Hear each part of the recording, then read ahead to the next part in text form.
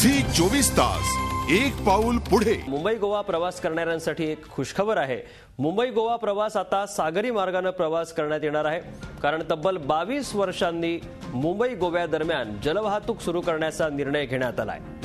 गोव्याचे मुख्यमंत्री मनोहर पर्रीकर आणि महाराष्ट्राचे मुख्यमंत्री पृथ्वीराज चव्हाण यांनी ही सेवा पुन्हा सुरू करण्याचा निर्णय घेतलाय।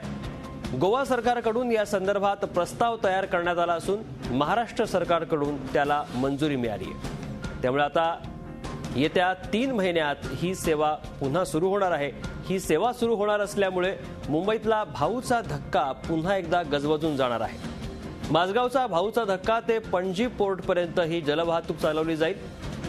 मुंबई गोवा जलवाहतुकीदरम्यान रायगड, मालवण, रत्नागिरी आणि वेंगुर्ला या ठिकाणी स्टॉप देण्यात येणार आहे।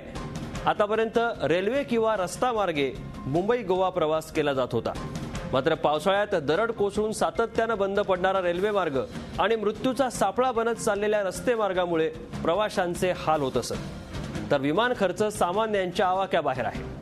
मात्र आता मुंबई गोवा जलमार्ग सुरू होणार असल्यामुळे प्रवाशांची चांगलीच सोय होणार आहे। बघूयात नेमका या जलवाहतुकीचा मार्ग कसा असेल। मुंबईहून रायगड, रत्नागिरी, मालवण, वेंगुर्ला या मार्गे गोव्यापर्यंत ही जलवाहतूक करण्यात येईल। रायगड, रत्नागिरी, मालवण आणि वेंगुर्ला इथे स्टॉप देण्यात आलाय। येत्या 3 महिन्यात ही जलवाहतूक कार्यान्वित होईल।